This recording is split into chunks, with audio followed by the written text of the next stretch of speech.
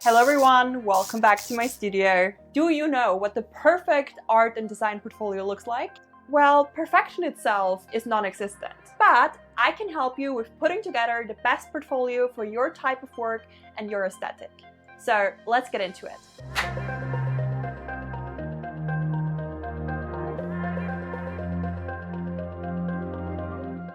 If you work in sketchbooks like me, or you're trying to pick a format for your portfolio, it's best to consider the best size for your type of work. Of course, there are different kinds of varieties to choose from. I work on really small ones and also on some really big ones, mostly A3, and that has some reason behind it. Just because A3 works for me does not mean it necessarily works for you. Before choosing a format, think about what needs to fit onto the page and how big your artwork needs to be in order to make details speak for itself. If the page is too small, you compromise space and you have to narrow down the selection to the essentials of your project. Don't get me wrong, these cute little books got their charm as well. However, when it's really about presenting my work, it's gotta be A3. If you really want to work in these small formats, I've got a recommendation for you. I would take one small format or maybe even two and also add a bigger one. So whoever you're showing your work to or whatever you need it for, you've got some choice right there. And like I said, these small books got a charm, so it's cute. People like to flick through them.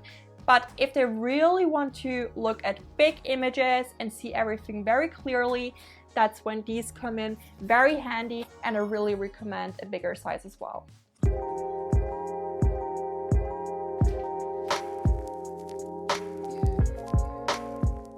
The paper is one of the most important things we need to care about when it comes to portfolios. This is literally the canvas we present our work on. So I see a lot of people make the same mistake by using the same paper over and over again, which in my opinion makes a portfolio really boring when flicking through. My recommendation is to get different kinds of papers in different tones, different shades, and most importantly, with different surfaces and textures. This makes your portfolio more diverse, and when you flick through, you have a different feeling, and the paper and the texture, it just changes again, which makes the experience much more exciting. To see your portfolio as something the viewer experiences takes us right to the next point. Something I get asked quite a lot is if your portfolio should be physical or digital, and that's a very important question. Of course, if you send your portfolio through an email or upload it onto someone's website, of course, then it needs to be digital. However, when it comes to a physical portfolio, I think that's when a printed version of your portfolio is not that nice to look at. What I mean by a printed version of your portfolio is that you just put it together digitally and then you print it out on blank pages, the same paper, and then someone just kind of flicks through it. For some people it works, it looks very clean, it really depends what you're trying to use it for, but in my experience when it comes to art and design portfolios, it's often very nice to have different kind of textures to look at, and also feel it of course.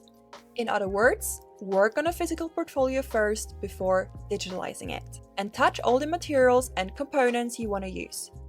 This original version with all the material samples, adjustments, and handmade details is gonna be a reference for all digital portfolios you might continue to make. Don't be afraid to put different kinds of textures in it, and make your portfolio some kind of experience of the senses.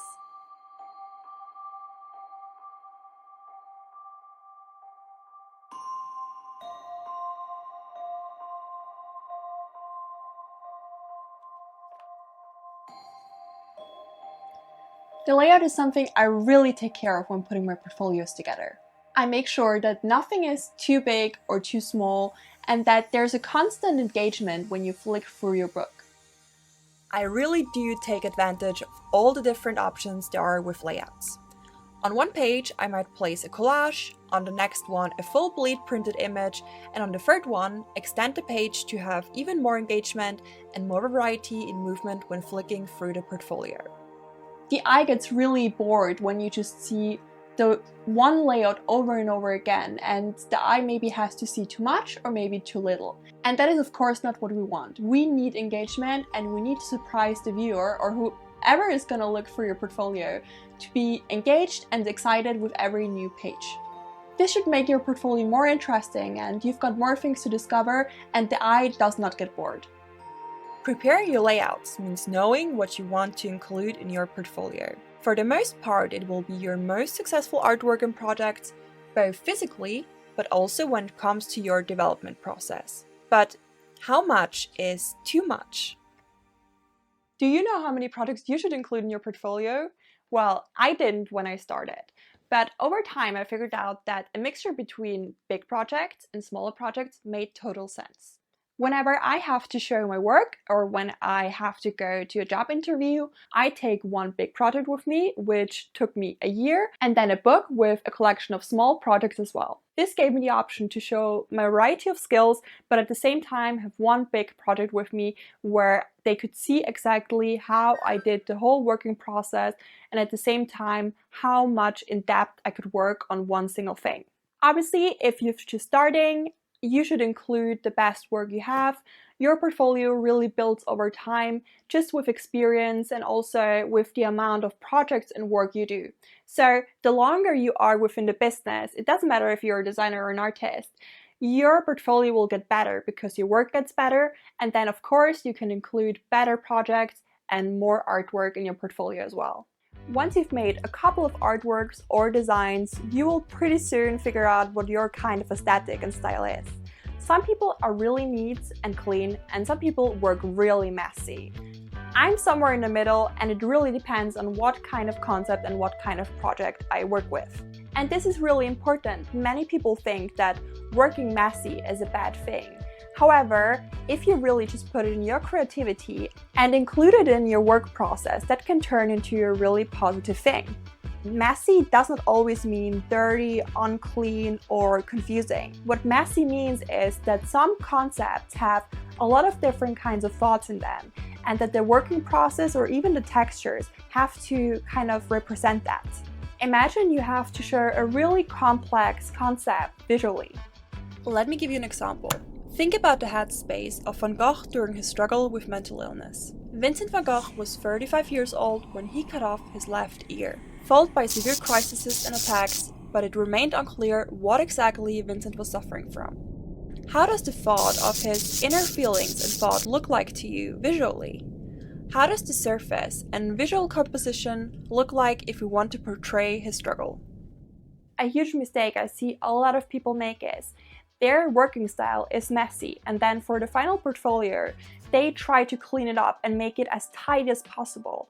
But that is a huge problem because they start to take away everything that is alive and everything that gives it so much personality just by trying to make it clean. So if you're one of the more messy kind of artists out there, I think it's really important to bundle it together and put it in your portfolio in the right amounts. Potentially, if you really want to be good at what you're doing and have a really great portfolio, it really much makes sense to have neat projects in it and also some messy kinds. No matter if the concept asks for a minimal visual appearance or a wild one, quality is key here and shouldn't be compromised. There is a difference between using chaos as an option of style and having a portfolio that is all over the place without any clear direction.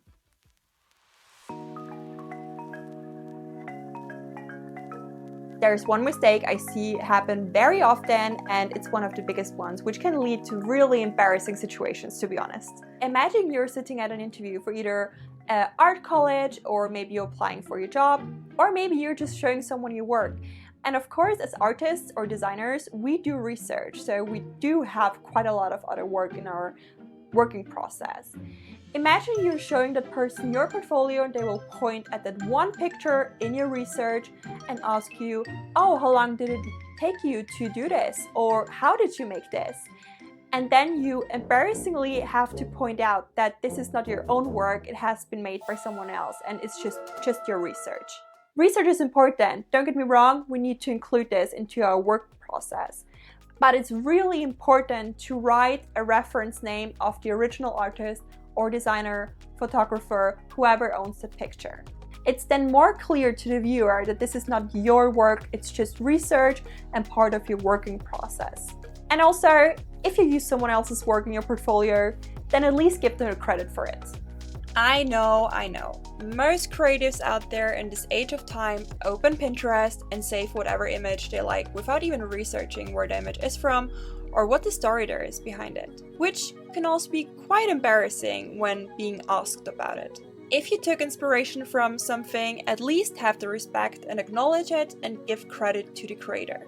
Imagine someone else would use your artwork in their portfolio and not point out that it's actually your project. I think you would be really mad about the situation. So let's lead with a good example and credit the artists we use in our research.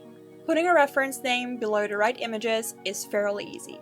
Just handwrite it underneath or type the name onto the image before printing it.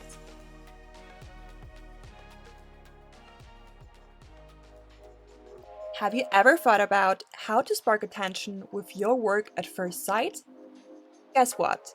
A portfolio is no exception, and every page and angle should be considered. I'll be honest, when I started doing portfolios, the title page or a cover wasn't something I was super keen on. But lately, I figured out that this makes a huge difference. A cover or a title page is what makes people intrigued to look inside your portfolio and also kind of makes them interested in what your project is about. Once more, it really depends on what your kind of style is or what your concept is about. Some title pages might look really clean and the only thing you might want to work with is just a really good hardcover with a nice surface and nothing else. Other might include really rough textures with a lot of things going on, or maybe you just want to do some writing with the page, but then also make sure that you use the right font for it. Imagine you're in a room with 30 other applicants who all want to show their portfolio, and mainly all of them will have a black cover page. So that's something I underestimated for a long time, but now that I know a bit better, I think it's very much worth to put some effort into the cover page as well.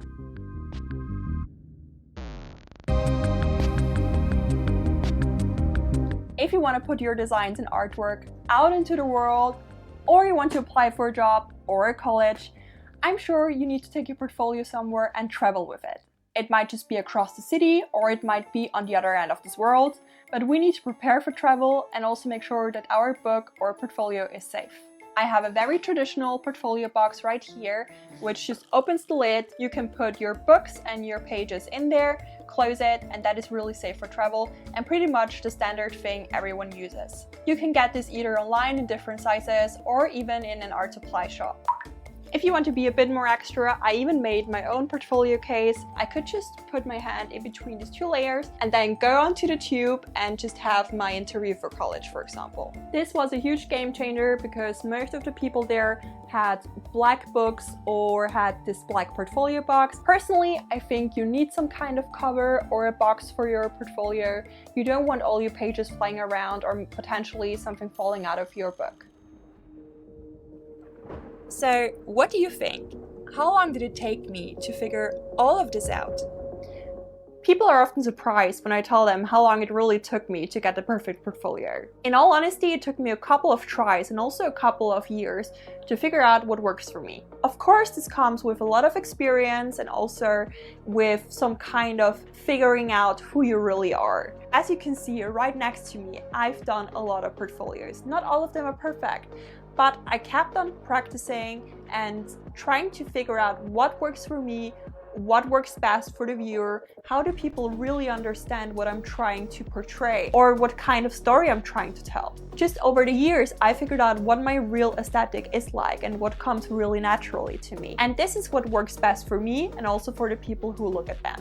It's no secret that if we practice skills over and over again, we get better at them. Same applies to putting portfolios together. The more experience you have, the easier it gets, and the outcome gets significantly better. Therefore, don't waste any time, start practicing now, and I will see you in my next video. And make your portfolio some kind of sense experience. Experience of the senses. Experience of the senses.